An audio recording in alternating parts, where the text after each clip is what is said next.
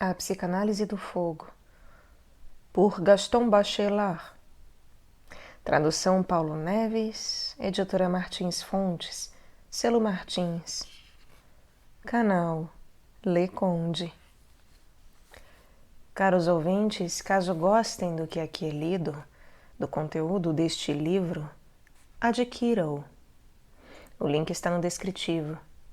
E também há links no descritivo caso você queira incentivar o canal a continuar ativo, seja comprando livros que chegam até mim diretamente pela lista de desejos da Amazon, seja doando qualquer quantia, de R$1 a qualquer outra a mais, diretamente para o meu Pix ou através de sites outros.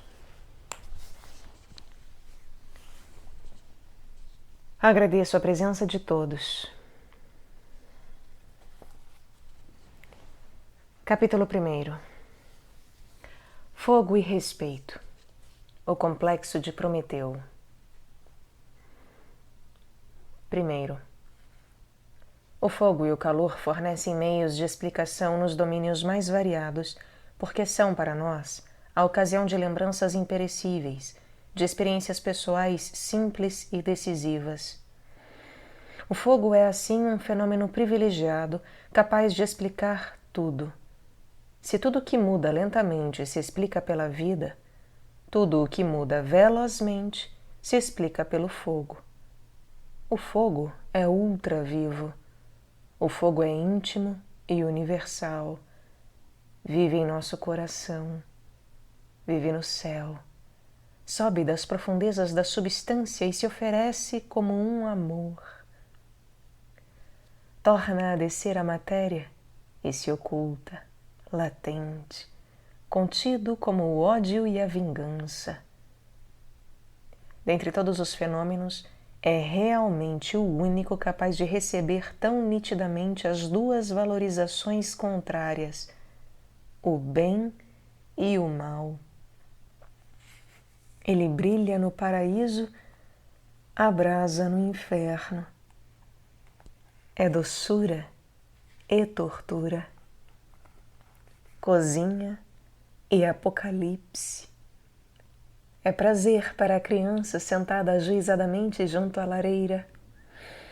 Castiga, no entanto, toda desobediência quando se quer brincar demasiado de perto com suas chamas. O fogo é bem-estar e respeito. É um Deus tutelar e terrível, bom e mau. Pode contradizer-se. Por isso é um dos princípios de explicação universal. Sem essa valorização primeira, não se compreenderia nem essa tolerância de julgamento que aceita as contradições mais flagrantes, nem este entusiasmo que acumula sem provas os epítetos mais elogiosos. Por exemplo, que ternura e que disparate nesta página escrita por um médico ao final do século XVIII. Abre aspas. Entendo por fogo não um calor violento, tumultuoso, irritante e antinatural, que queima em vez de cozer os humores, assim como os alimentos. Mas o fogo brando, moderado, balsâmico, o qual, acompanhado de uma certa umidade, semelhante à do sangue, penetra os humores heterogêneos da mesma forma que as substâncias destinadas à nutrição, divide-os, atenua-os, pule a rudeza e a aspereza de suas partes, e os conduz, enfim, a tal ponto de suavidade e purificação que eles se veem harmonizados à nossa natureza. Fecha aspas. Nessa página não há um único argumento, um único epíteto que possa receber um sentido objetivo. No entanto, como ela nos convence! Parece-me que ela totaliza a força de persuasão do médico e a força insinuante do remédio. como o fogo é o medicamento mais insinuante, é exaltando-o que o médico se faz mais persuasivo. Em todo caso, não consigo reler essa página. Explique quem puder tal aproximação invencível, sem me lembrar, quando criança, do bom e solene médico com relógio de ouro que vinha até minha cabeceira e tranquilizava com uma palavra sábia minha mãe inquieta. Era uma manhã de inverno em nossa pobre casa. O fogo brilhava na lareira. Davam-me xarope de tolu. Eu lambia a colher. Onde foram parar esses tempos do calor balsâmico e dos remédios de cálidos aromas? Segundo, quando eu estava enfermo, meu pai acendia o fogo em meu quarto. Ele tinha um grande cuidado ao dispor as achas de lenha sobre os gravetos, ao introduzir entre os cães um punhado de cavacos. Fracassar ao acender um fogo teria sido uma estupidez imperdoável.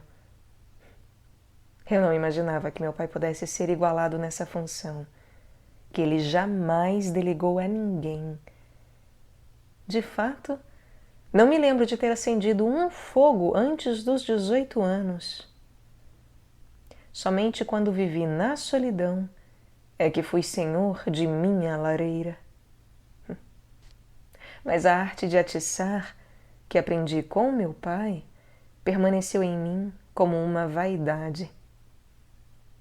Preferiria, acredito, fracassar numa aula de filosofia do que em meu fogo da manhã. Assim, com que viva simpatia leio num autor estimado, completamente envolvido em pesquisas científicas, esta página que é, para mim, quase uma página de lembranças pessoais. Abre aspas. Seguidamente me diverti com essa receita quando estava na casa dos outros, ou quando vinha alguém à minha casa. O fogo esmorecia. Era preciso atiçar inutilmente, sabiamente, longamente, em meio a uma espessa fumaça. Recorria-se, enfim, aos gravetos, ao carvão, que nem sempre chegavam a tempo. Depois de outros terem agitado várias vezes as achas enegrecidas, eu conseguia apoderar-me das tenazes, coisa que supõe paciência, audácia e sorte. Obtinha, inclusive, prorrogações em favor de um sortilégio, como aqueles empíricos aos quais a faculdade entrega um doente desesperado. Limitava-me, então, a pôr frente a frente alguns tições, quase sempre sem que se pudesse perceber que eu havia tocado em algo. Repousava sem haver trabalhado. Olhavam-me, dando a entender que eu agisse, e, entretanto, a chama vinha e apoderava-se da acha. Então acusavam-me de ter lançado alguma substância. Mas por fim reconheciam, segundo o costume, que eu havia aproveitado as correntes. Não iriam investigar a totalidade de calores efluente, radiante, as pirosferas, as velocidades translativas, as séries caloríficas. Fecha aspas. Educar-la continua, exibindo ao mesmo tempo seus talentos domésticos e seus conhecimentos teóricos ambiciosos, onde a propagação do fogo é descrita como uma progressão geométrica conforme séries caloríficas. A despeito dessa matemática intrusa, o princípio fundamental do pensamento objetivo de educar-la é bastante claro e sua psicanálise é imediata. Ponhamos brasa contra brasa e a chama alegrará nosso lar. Terceiro, talvez se possa perceber aqui um exemplo do método que pretendemos seguir para uma psicanálise do conhecimento objetivo. Trata-se, com efeito, de encontrar a ação dos valores inconscientes na própria base do conhecimento empírico e científico. Cumpre-nos, pois, mostrar a luz recíproca que vai constantemente dos conhecimentos objetivos e sociais aos conhecimentos subjetivos e pessoais e vice-versa. Cumpre mostrar na experiência científica os vestígios da experiência infantil. Deste modo, estaremos autorizados a falar de um inconsciente do espírito científico, do caráter heterogêneo de certas evidências, e veremos convergir, sobre o estudo de um fenômeno particular, convicções formadas nos mais variados domínios. Assim, talvez não se tenha reparado o bastante que o fogo é muito mais um ser social do que um ser natural. Para perceber como é bem fundada essa observação, não é preciso tecer considerações sobre o papel do fogo nas sociedades primitivas, nem insistir sobre as dificuldades técnicas da sua conservação. Basta fazer psicologia positiva, examinando a estrutura e a educação de um espírito civilizado. De fato, o respeito ao fogo é um respeito ensinado, não é um respeito natural. O reflexo que nos faz retirar o dedo da chama de uma vela não desempenha, por assim dizer, nenhum papel consciente em nosso conhecimento. Podemos inclusive ficar espantados com que lhe deem tanta importância nos livros de psicologia elementar, onde aparece como exemplo sempiterno da intervenção de uma espécie de reflexão no reflexo, de um conhecimento na sensação mais brutal. Na realidade, as interdições sociais são as primeiras. A experiência natural só vem em segundo lugar para acrescentar uma prova material inopinada, portanto, demasiado obscura para fundar um conhecimento objetivo. A queimadura, isto é, a inibição natural, ao confirmar as interdições sociais, não faz senão valorizar mais, aos olhos da criança, a inteligência paterna. Há, portanto, na base do conhecimento infantil do fogo, uma interferência do natural e do social, em que este último é quase sempre dominante. Talvez se perceba isso melhor se compararmos a picada e a queimadura. Ambas ocasionam reflexos. Por que as coisas pontiagudas não são, como o fogo, objeto de respeito e temor?